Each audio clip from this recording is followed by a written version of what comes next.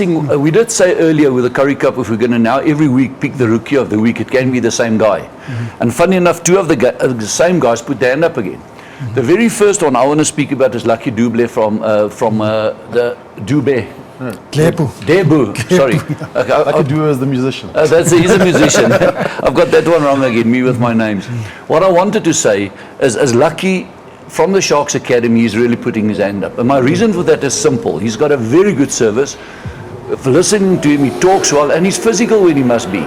He plays the blind, know when to run, when to pass, and he's once again, he started off the bench last week. He's got to clean the ruck against a big forward, and he does the job very well. Like what I see in him, everything, I tick the boxes, and with time as he carries on playing, he'll come right into it. Yeah, what I enjoy about, remember his Sachs was at Western Province, left, went to the Sharks, now he's finally gotten his opportunity at the Pumas. And all a guy like that wanted was a chance. For me, it's always good to see a player that wants it so much that he's willing to move around. And when that opportunity comes, he's like, okay, he's going to prove to people why. Why he actually wanted opportunity in other unions. So he's a good player, still a long way to go. Probably chances you want to see him under pressure also in different teams and close games also. But from what he's shown now, what I like about him is his mindset. His scrum off, that's all he's looking for, opportunities, he's looking to create for other players and so on. So it's always nice to see a player that's gone through probably a tough time as a youngster. He could easily have given up, Kempo, and said, listen, I'm packing it in. But he's moved around and he's getting a chance, and he looks like he's enjoying his rugby. And Jimmy allows him to play quickly. He step and plays in every game. I really enjoy that, and taking the guys on. The other guy that's really putting his hand up for me, and I see so many characteristics of our star,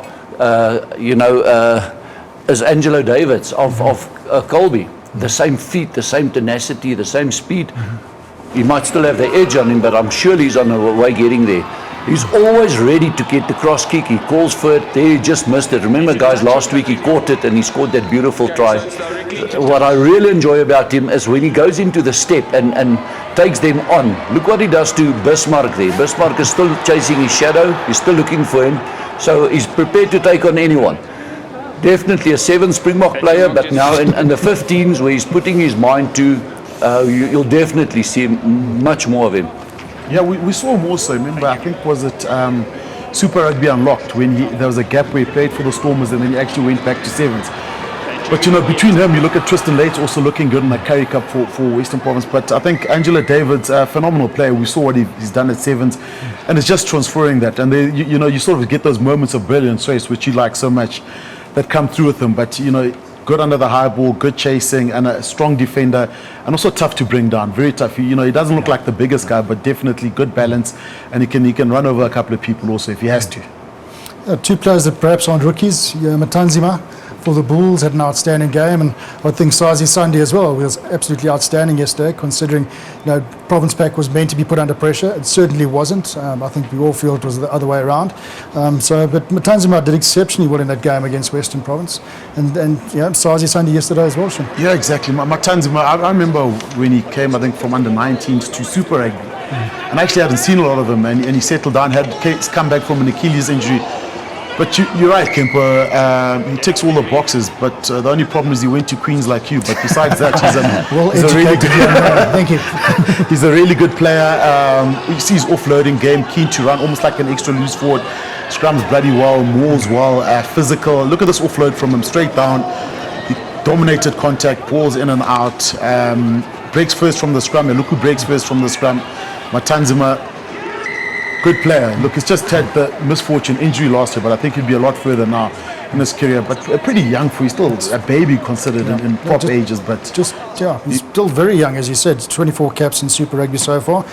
Again, thanks for putting in a prop forward, by the way, because you only good backline players. I had to with you two. I had no choice. Yeah, and the last one, Canan Moodie. He's a winger, apparently 19, 20 years old, still a youngster.